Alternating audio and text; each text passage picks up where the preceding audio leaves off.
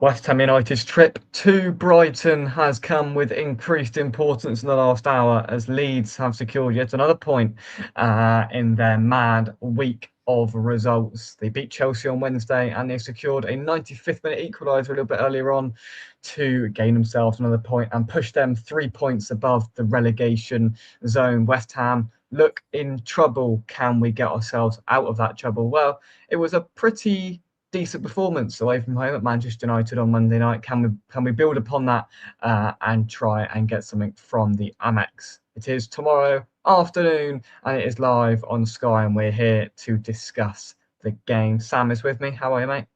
I'm good, thanks, Jake. How are you? Yeah, not bad. Not bad at all. Not the result we wanted. It's now got to the point where we're looking at other results, and really not the result we all wanted from Ellen Road this evening. So once again, it adds extra importance to tomorrow. It feels pretty big, Sam. I'll be honest. It does, and that's never a nice place to be when you're going to Brighton as a West Ham fan. But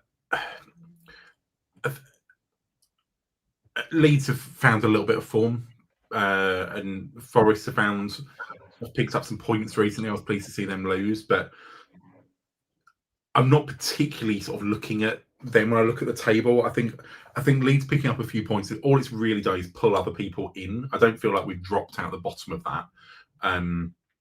So I don't think there's any panic if we don't get the result tomorrow.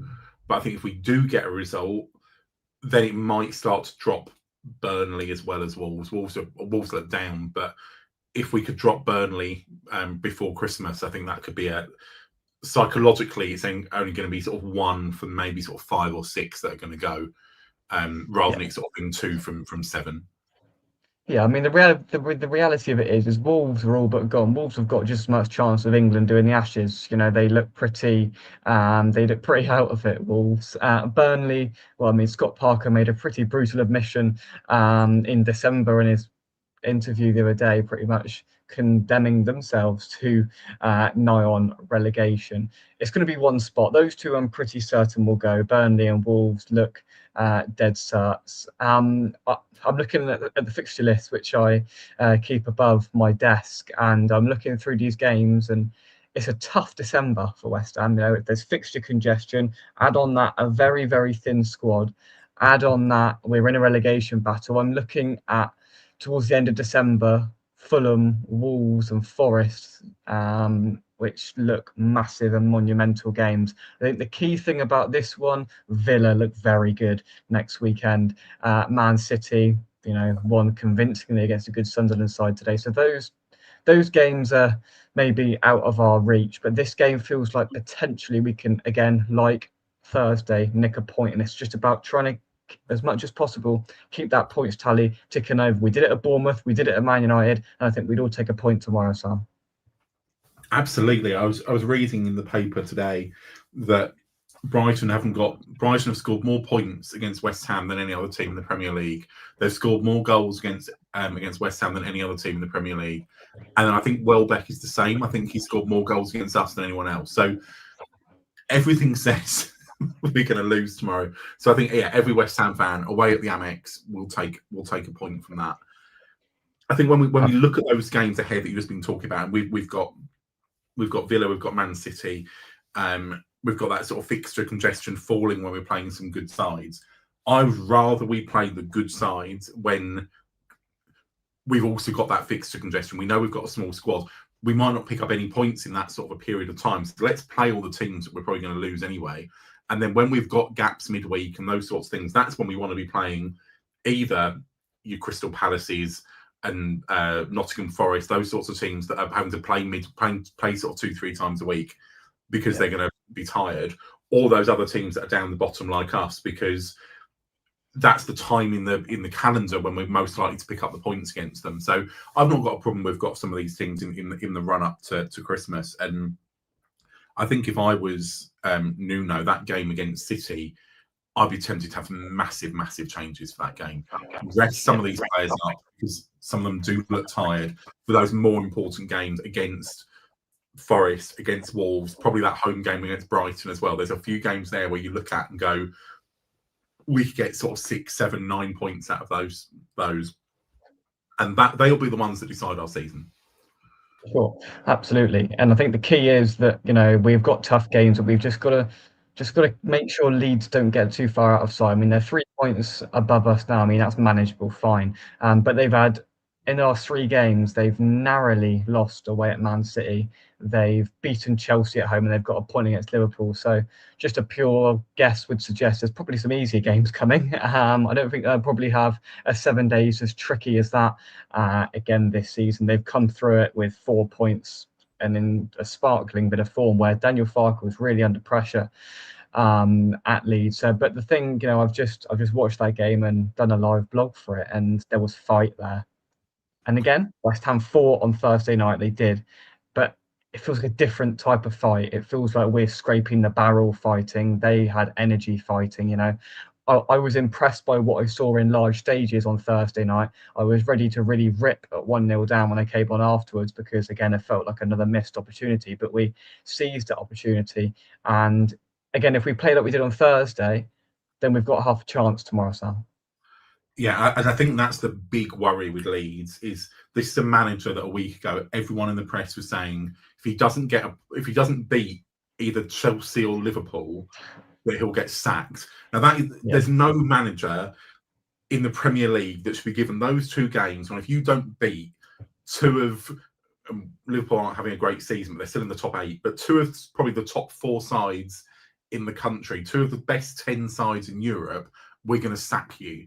That's an absolute joke of a situation, and it shows if that was the case, it shows some issues higher up in the hierarchy at Leeds. But the fact those players have then come out, beat a very good Chelsea side, got a point against Liverpool today, really shows that those players are playing for the manager. And we know from as West Ham fans what that means when players can pick up those results against teams you wouldn't expect them to when they're playing for the manager. Is how many times did Moyes pull that out of the bag when you'd think we were going to get thrashed and suddenly we'd pull a 1-0 out of the bag when we've been playing rubbish. I think we were better midweek, and I think we showed the fight in the right way. And I think against Liverpool, we show the bits of fight there were too seldom, and they were all shown in the wrong way. It was coming from Paquetá, and it was more like it was aggression rather than spirit. I think there was more spirit midweek.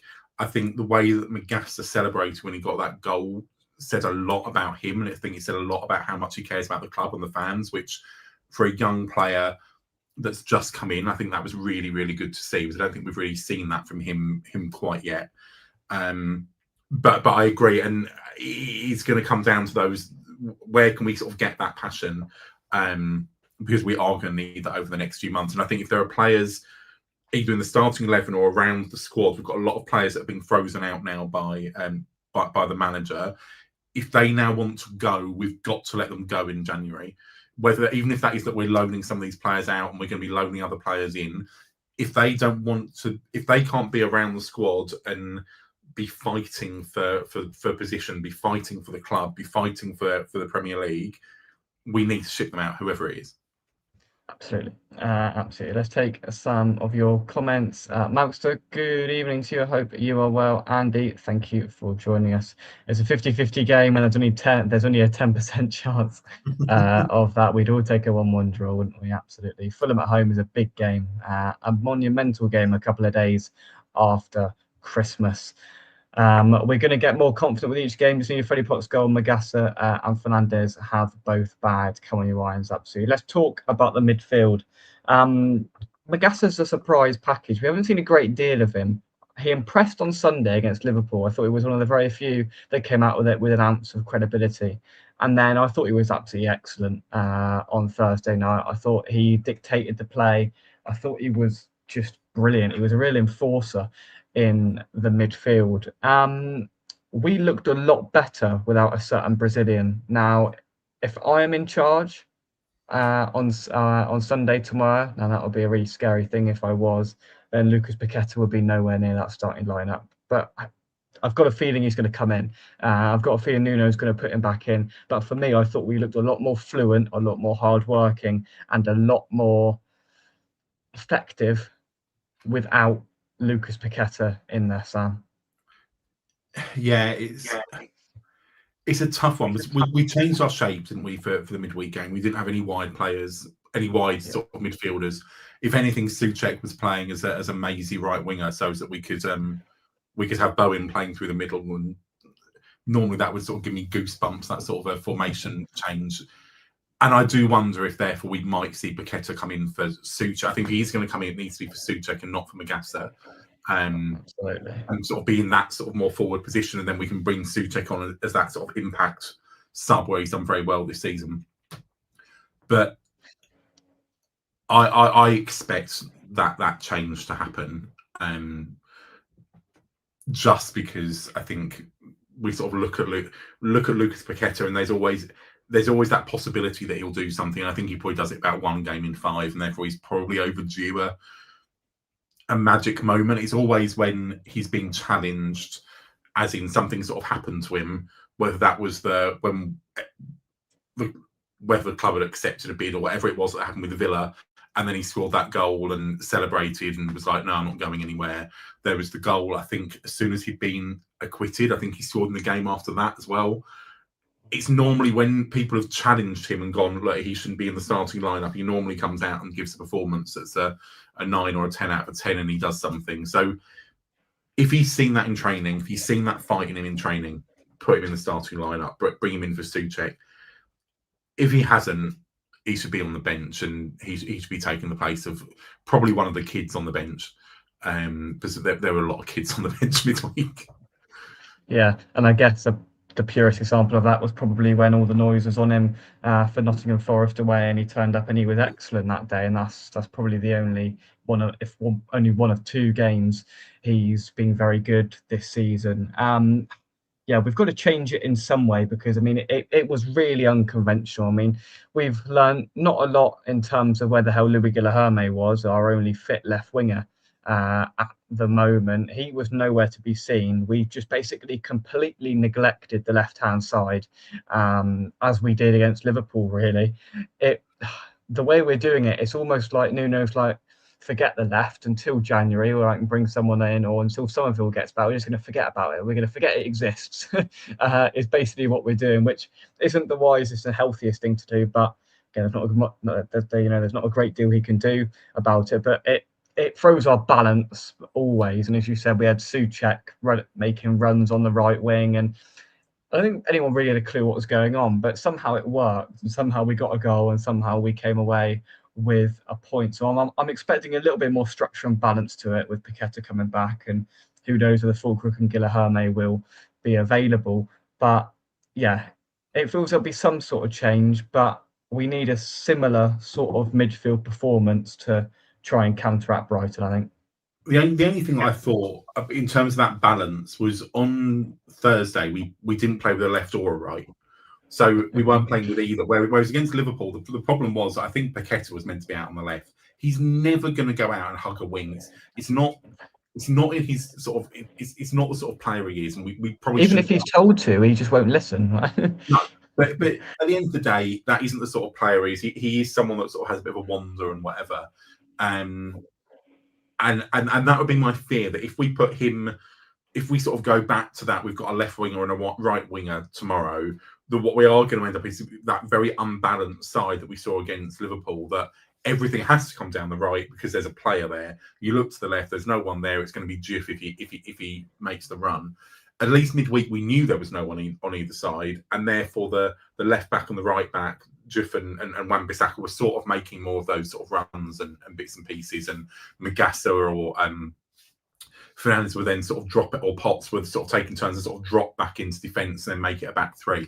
I quite like that balance. I think it's probably the best we've looked for a few weeks in terms of that. But yeah, that's my biggest worry about Paqueta coming back in. Either we put him through the middle, which means Bowen then goes out on the right, and then we don't have anyone on the left, because I'm not quite sure who it would then be. Is that then Fernandes we're asking to go out there? He's not going to go out there either. Well, yeah, I mean, to be fair, that's what I thought on Thursday. For a moment, it seemed as if Fernandes was the one going out there, and I'll be honest, I don't think anybody really knew what was going on. Another takeaway from Thursday, I thought Juve had an absolute Western supermare, to be honest. He could not handle Ahmad at all. And he was having to drag players back over, and he got a yellow card, and he looked uncomfortable, and that's one of the first times I've seen that from him. He's been pretty solid since he came to the club, but pretty early on Thursday, I started thinking he's in trouble here, and Ahmad had his number every single time. He got an early card as well, didn't he? I Yeah. think, and I think that always shakes him. I think he's definitely a left back that needs a left winger. He needs someone else on that side, whether that's a back three, so he's got some support behind him, or whether that's that he's got Somerville up there with him and they can sort of interchange who's going to go forward, who's not going to go forward. He's not as good at that, playing both positions, as Wan-Bissaka sort of seems to be able to do. I do think he put in some good crosses at times. We saw the banana ball come back in, which he's not played for a few weeks. But no, I agree. He was not one of our best players midweek.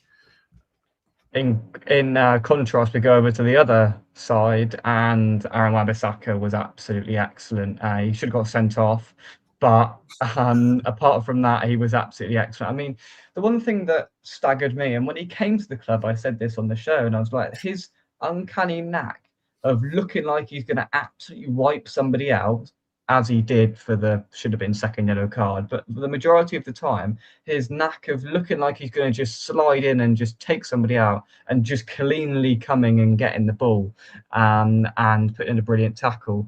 I mean, he used to play at Man United, and I thought he was excellent. And he's had a few mediocre games, but I'm hoping, especially because he can bring it forward and bring us attacking threat as well, I'm hoping moving into tomorrow that Wan-Bissaka can replicate what he did on Thursday.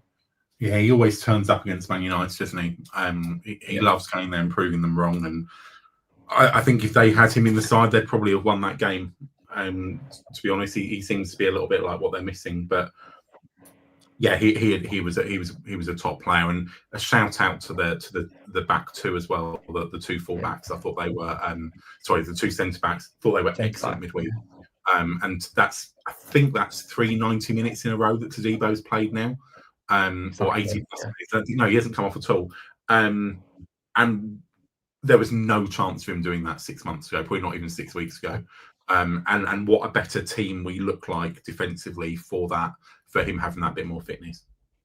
And I think as well, I mean, I don't know if you've noticed it, but I've seen him pretty up close. Been at Bournemouth, you're very close. And the one thing that I noticed, I went down and he was right down by the corner where we were. I came back up and I said, he's lost some weight. Like he looks slimmer. He looks a lot fitter in his game, and just in his sort of build as well. He looks a lot leaner than he did before. I mean, the way he used to hobble around and then go off after an hour, we were like, but now he's winning headers. He's commanding everything he was not doing under Potter and co beforehand. And yeah, absolutely, him being better is massively helping us. And Mavropanos coming back, I thought was good as well. And that partnership can really, bolt itself down if it wants to over the sort of next month or so. Our opponents, Brighton, the league table is deceiving because they currently sit 10th. If they win, they go up to 4th. That's just how madly congested the Premier League table is. Only if they score 6, Jake. Only if I don't know what your Premier League prediction is, but I think they need to score 6 to go 4th. Do they? My apologies. Well, maybe I don't know what you're thinking. I don't know what you're thinking the score's going to be. Maybe that's what you're thinking. Do you know what? I just had a quick glance. Saw they're on 22 and saw Chelsea are on 25 and thought they'll go 4th. I just neglected the goal difference. My apologies. They'll go up to 5th if they do win, which they're not going to on Sunday. They've looked good. I've got a mate who's a Brighton fan. I was speaking to him in the week, and he says they look a lot more polished and a lot better than they did under De Zerbi and whoever else was in charge there. Fabian Herzl, I think, is the gaffer now, and it seems like they've got a little bit of structure. And I mean, they're dreaming of European football once again. How do we stop them? Do you think, Sam? I think we've got to play a similar game plan to what we did against Man United, to be honest. And I think they're a little bit of a similar team. If they win, they go 5th, or if they thrash us, they go 4th. If they're only 3 points above 14th as well, 3 points above Brentford. So the table this year is congested. And obviously, if we were to win tomorrow, we got to we start to sort of join that sort of pack of where it's a bit congested, and I think that's probably a good thing. They've conceded quite a few this season, Brighton. I think their goal difference is sort of only sort of +3 or 4, I think. So you'd like to think they're not going to run away with a game. So I think we've got to keep it tight. I think we've got to play counter-attacking football. I think we've got to be looking for those opportunities that do come up, and we've got to take them when we can. And I think that's what we kind of did against Man United. I thought for a lot of that game against Man United, we were the better team. They got a goal from probably the only defensive mistake we made midweek. So if we can iron out making another sort of goal creating opportunity from a defensive mistake, then I think they'll struggle. Welbeck is not the fastest, and I think again that suits our centre backs and our sort of defensive lineup. That it isn't like he's going to appear from nowhere. He's been around. We know what he's going to do. Mavropanos, I think we'll know him from when he was at Arsenal. I think they were there at the same time.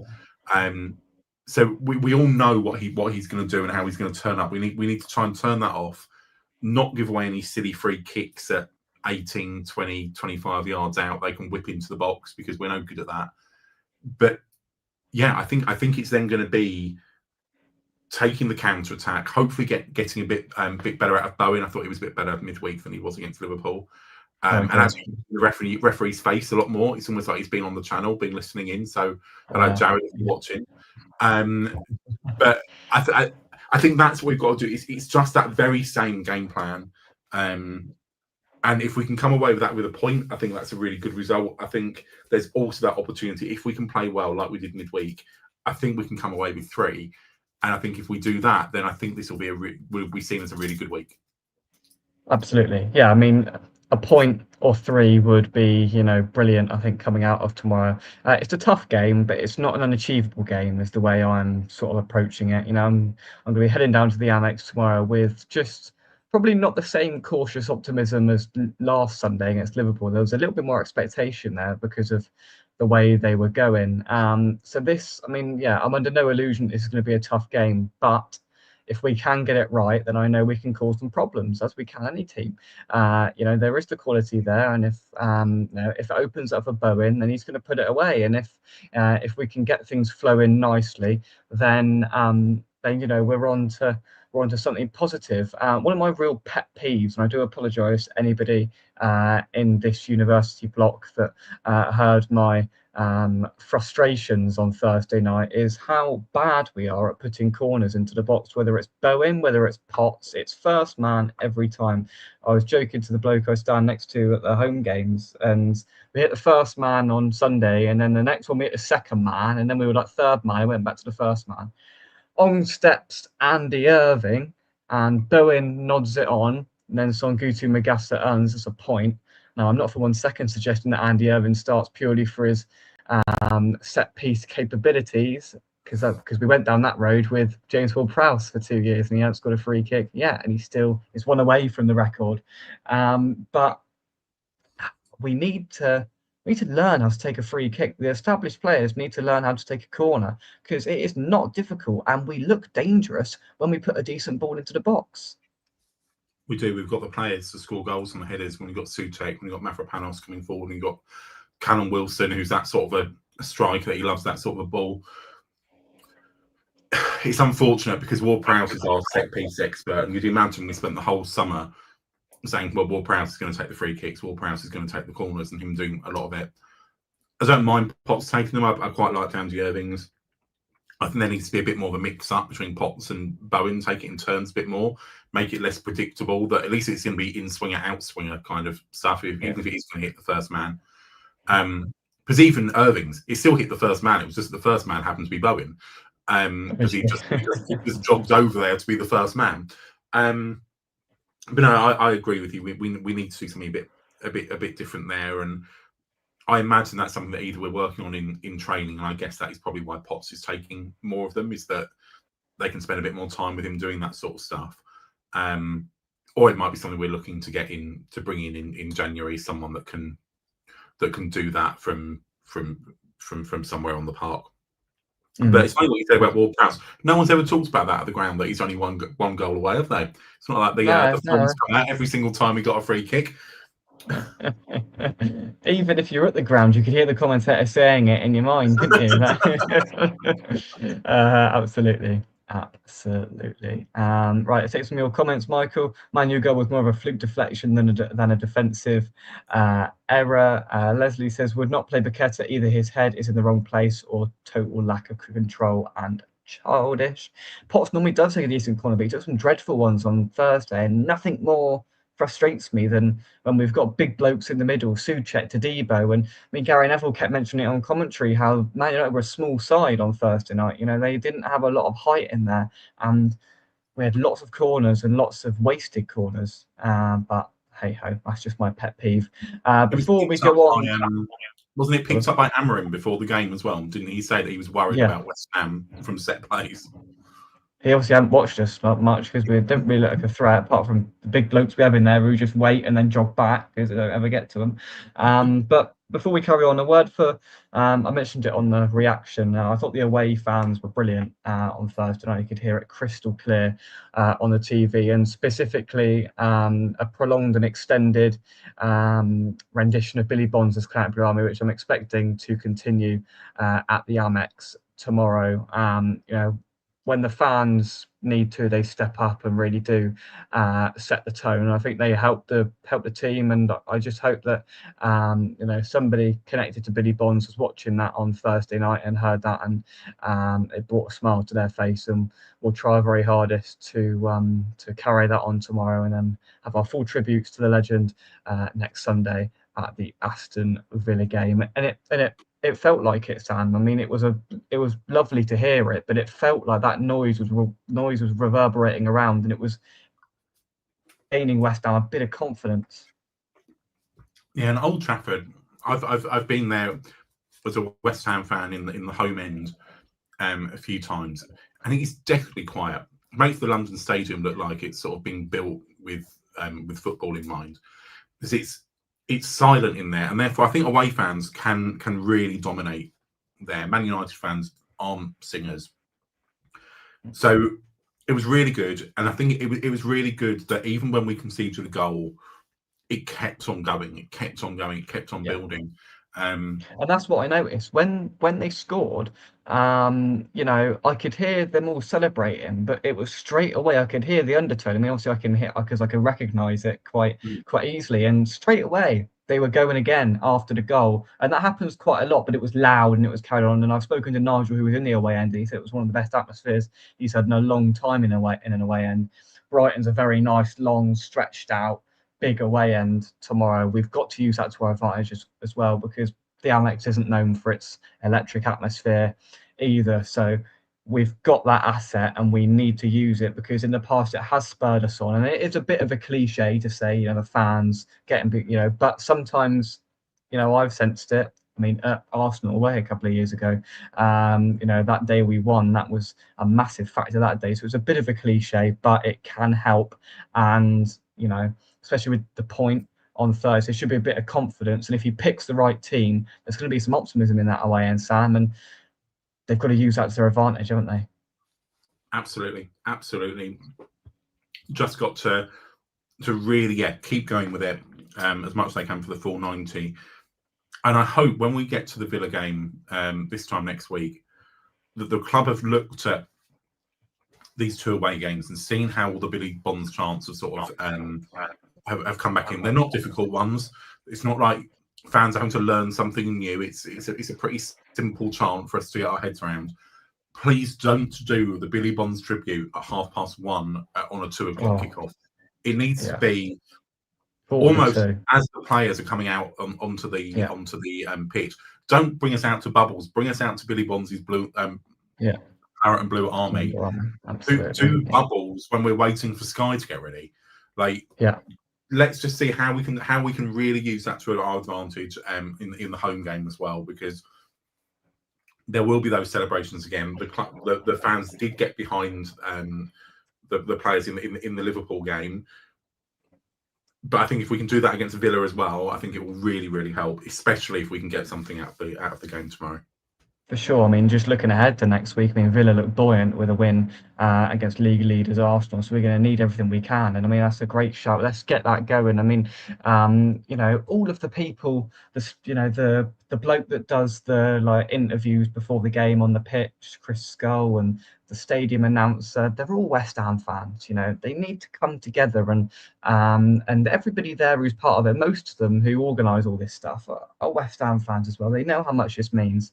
And I hope there's some sort of, whether it's a display that everybody holds up in the Billy Bonds stand, or what have you for Sunday. But it needs to be proper, and don't balls it up West Ham, whatever you do. Do it properly to give them the send off. But we'll talk about that more on the Villa preview. But absolutely. Absolutely. Right, here's a question.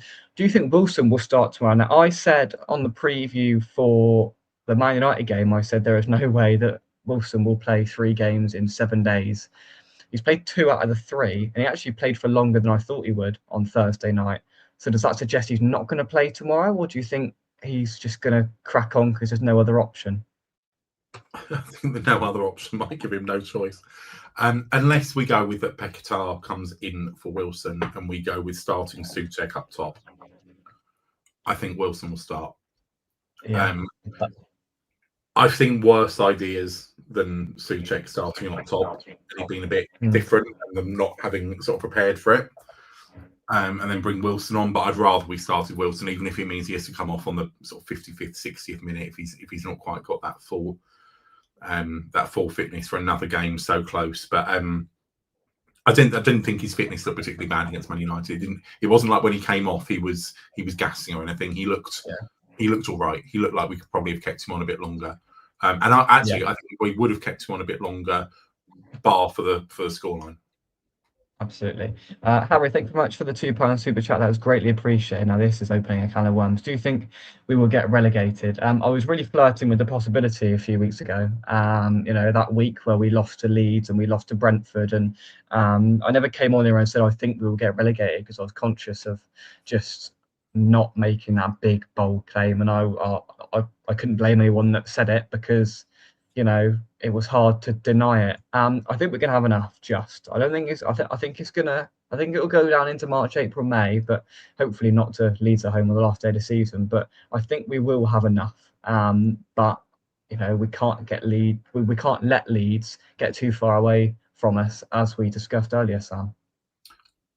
Totally agree. Don't think we'll go down. I think we've got too much. I think some money will be spent in January as well. I think there'll be a bit of personnel change. Full stop at the club in January, but no, I think we've got enough. There are enough teams that are just above us who don't look great. And I think you look up to sort of Brentford, maybe even Bournemouth in the league, and you go, you know what, West Ham's squad is probably better than those teams.